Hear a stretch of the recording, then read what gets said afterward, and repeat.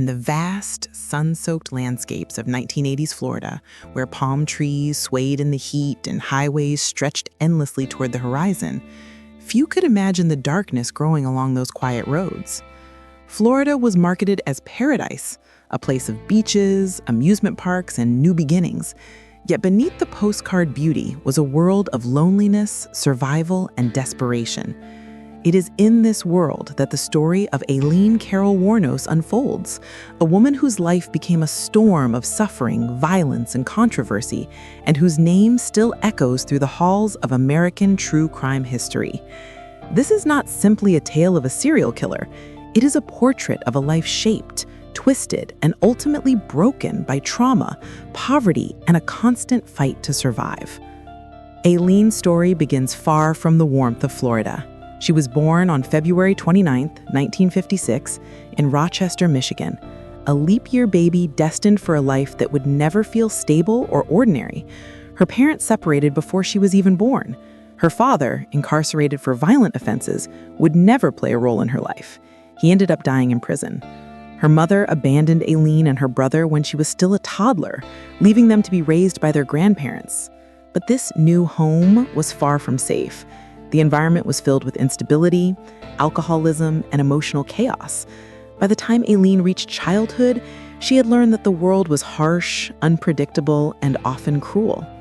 By age 11, Aileen was already spending nights outdoors, living in the cold woods near her home because she felt she had nowhere else to go. She searched for warmth in abandoned cars, makeshift shelters, or the flickering flame of a small fire she built to survive the Michigan winters. This wasn't rebellion. It was survival. And in those early years, the seeds of her worldview were planted. The belief that she could trust no one, rely on nothing, and that the world, as she understood it, was a battlefield she had to navigate alone. As Aileen entered her teenage years, her life spiraled into deeper instability. School faded into the background, friendships dissolved, and she was forced into adulthood far earlier than any child should be. At just 14, she became pregnant, another chapter of pain and confusion added to her already fragile life. The baby was given up for adoption, and soon after, Aileen was permanently homeless. She survived through hitchhiking, trading favors for food, and living in the margins of society where no one asked questions, and even fewer offered help. Every day was a struggle to be fed, clothed, and safe. And more often than not, she felt none of those things. By her 20s, Aileen began drifting across the United States, traveling from state to state, always searching for some kind of stability, but never finding it. Eventually, she settled in Florida, a place that offered warm weather, but little else in terms of hope. Broke, isolated, and with no support system, she turned to prostitution, a cycle she felt forced into as a way to survive. She walked the long, lonely highways, flagging down passing cars, hoping each encounter would bring enough money for a motel room, a meal, or simply another day. In 1986, something unexpected happened. Aileen met a woman named Tyria Moore. Tyria worked as a hotel maid, and unlike most people in Aileen's life, she didn't walk away. For the first time, Aileen felt the warmth of companionship, an emotional connection she had been searching for her whole life. She fell deeply in love with Tyria, seeing her not just as a partner, but as a lifeline. The two moved between cheap motels, sharing meals, dreams, and the fragile hope that maybe life could be different. But the harsh reality of their financial situation quickly overshadowed that dream. Aileen carried the financial burden. She believed that if she could just make enough money, she and Tyria could build a real life together. But the strain of living day to day pushed Aileen closer to desperation. As the late 1980s unfolded, a pattern of disappearances along Florida highways began to attract attention. Men who had been traveling alone, often for work or long-distance drives, were suddenly missing. When police eventually found bodies, the evidence pointed in one direction, and the rumors began spreading. The descriptions circulating among investigators highlighted a blonde woman who worked the highways. That woman was Aileen Wuornos. Between 1989 and 1990, 7 men disappeared under circumstances later linked to Aileen. She would eventually claim she acted in self-defense each time, insisting that the men had assaulted or threatened her and that she was fighting for her life. But detectives saw a different pattern. a series of killings connected by location, method, and motive.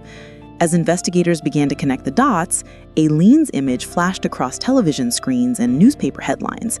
Her lifestyle made her both an easy target for suspicion and a complicated figure to understand.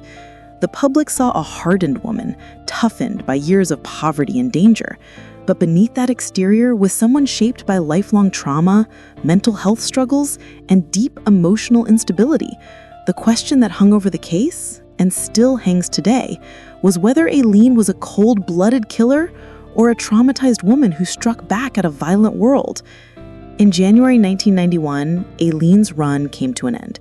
She was arrested at a biker bar called The Last Resort, a grimly ironic name considering how her life had reached its breaking point.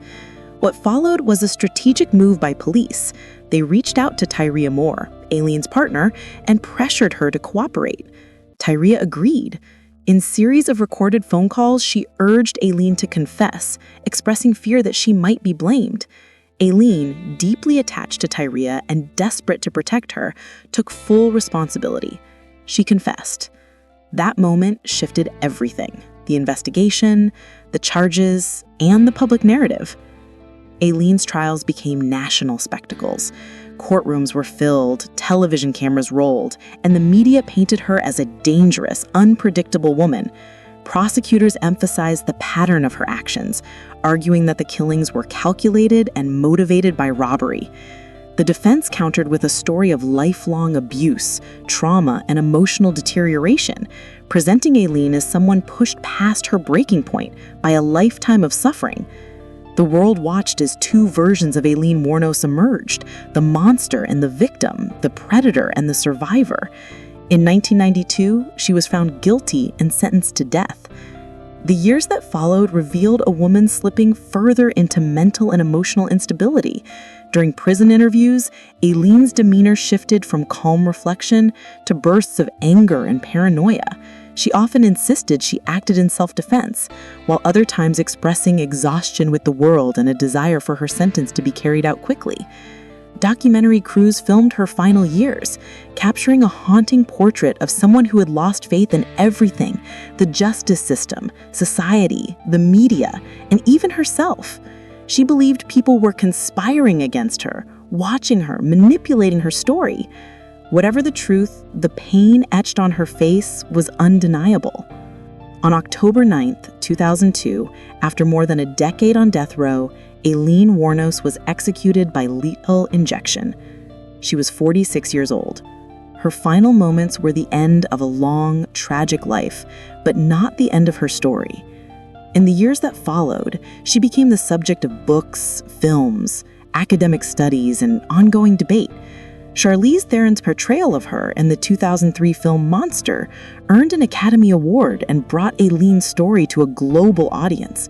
But beyond Hollywood, criminologists, psychologists, and sociologists continue examining her life as a case study of how trauma, neglect, and systemic failure can shape a human being. To this day, Aileen Wuornos remains a figure who challenges simple explanations. Was she a ruthless killer who preyed on vulnerable men? Was she a lifelong victim who fought back against violence? Or was she something in between? A woman shattered by trauma, mentally unstable, and pushed into a life where violence became both her fear and her defense. Her story forces us to confront uncomfortable questions. How much of a person's fate is determined by the world they grow up in? How many chances did Aileen ever truly have? And how different could her life have been if someone had intervened with compassion instead?